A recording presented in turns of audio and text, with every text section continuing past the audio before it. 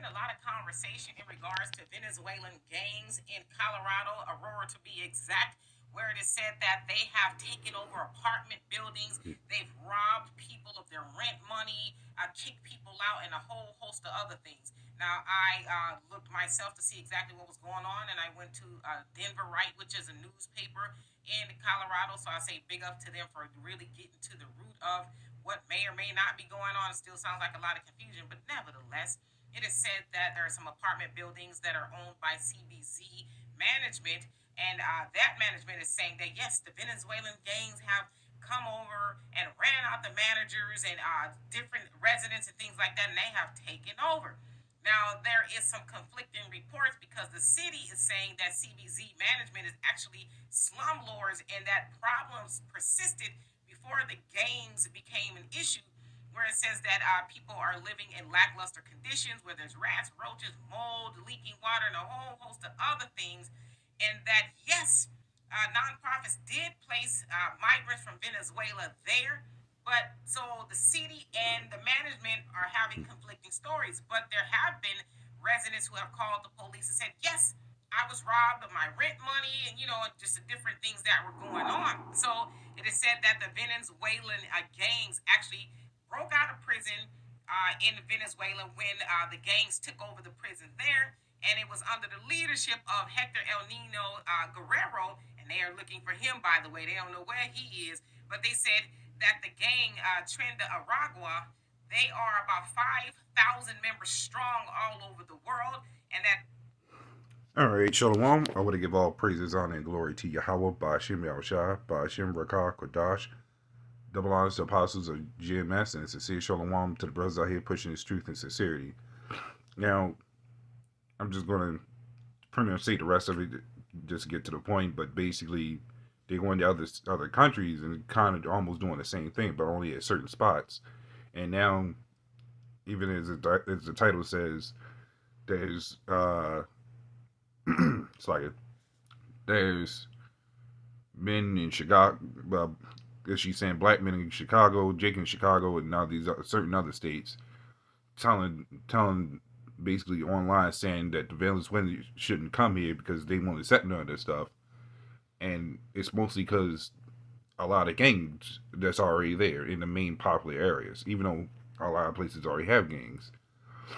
So this is also going back to what I mentioned, that you're going to start seeing race wars, gang wars, all sorts of stuff. And you got to wonder who lets them in.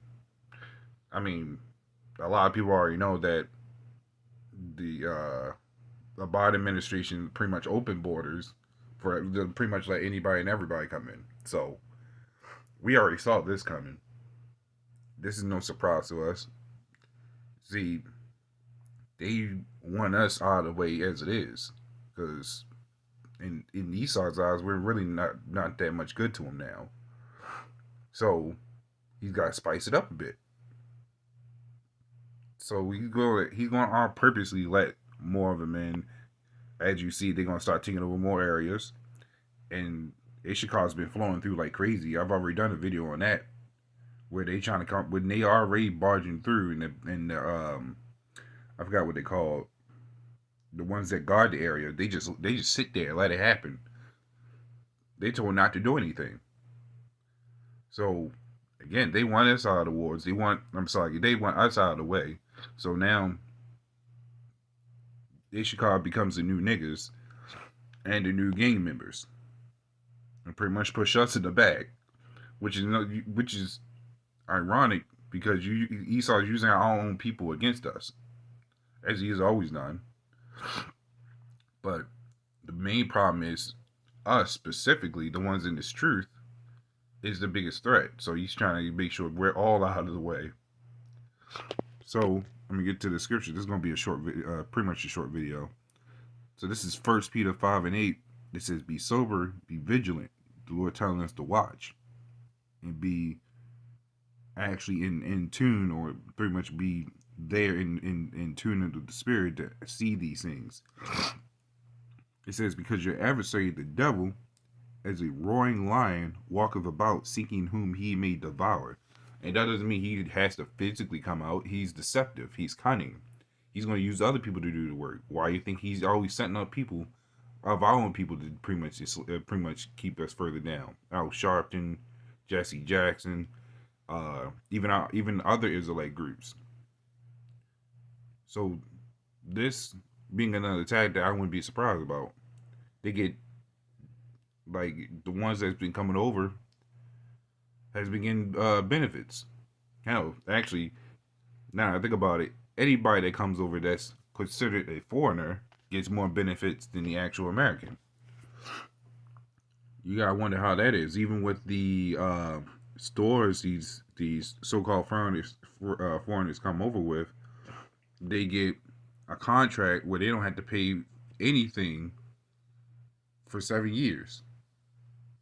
Then once that contract is up, they close out the contract, claim bankruptcy, and open up another shop with the same contract again.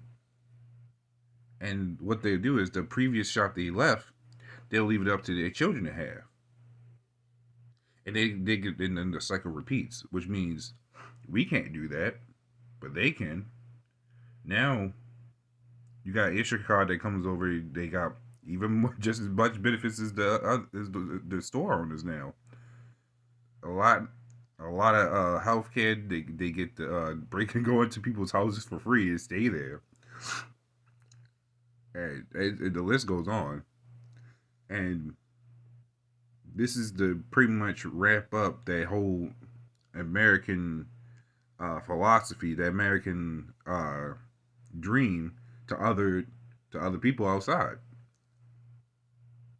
which means everybody's getting the taste of that American dream, but except for the American people, the so-called American people that lives here. So he's gonna send out new ways to devour basically each other at this point. This is just one big game. Imagine a Coliseum in one area and then expand it times 1,000, and you get this place. This is just set up for everybody to fail, because he plans on collapsing this place anyways. So he's going to devour anybody, including his own people. So this is just nothing but a game.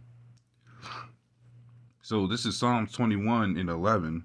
And it's funny how this first one comes up, because I'm actually going for the KJV one. But this one says, with a fistful of enemies in one hand, which would be talking about Esau,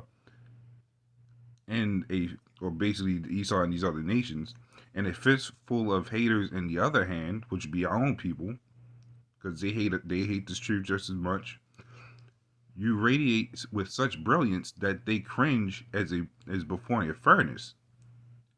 It goes to show you how impactful this truth really is. It says, now with the furnace swallows them whole, the fire eats them alive.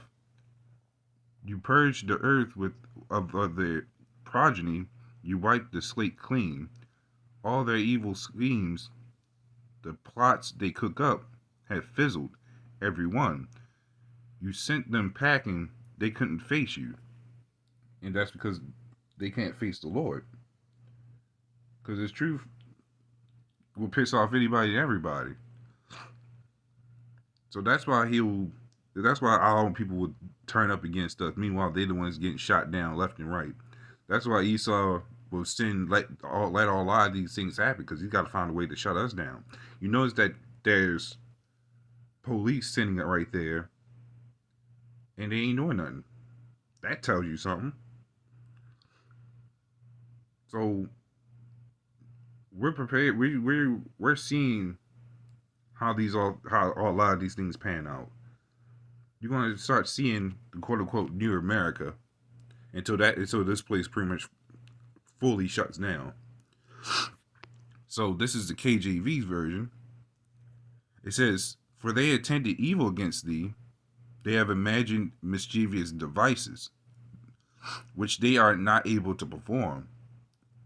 And that basically backs up the message. As far as the first part, as far as the one I just read.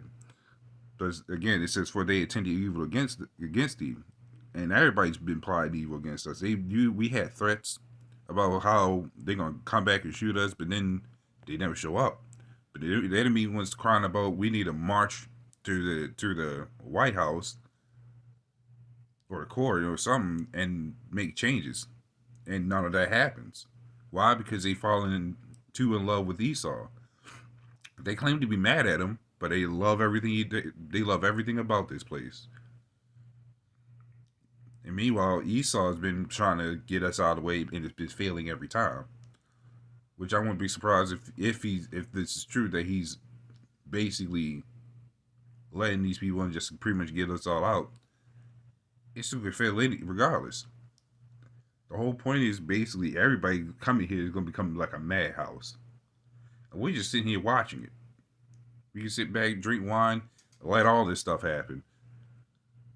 Because this is how it's supposed to be. We're just sitting here laughing about it. Meanwhile, everybody else is pissed about it. A lot of our people are pissed about the fact that we ain't trying to be Americans. We trying to be who we are supposed to be. And a lot of our people don't like that. And this is what they get. So, hats off to anybody that comes here and make a mess of this place even further. We look forward to it. So, that's all I wanted to go into there. Just a short video. So, this is a little edifying with that. Shalom.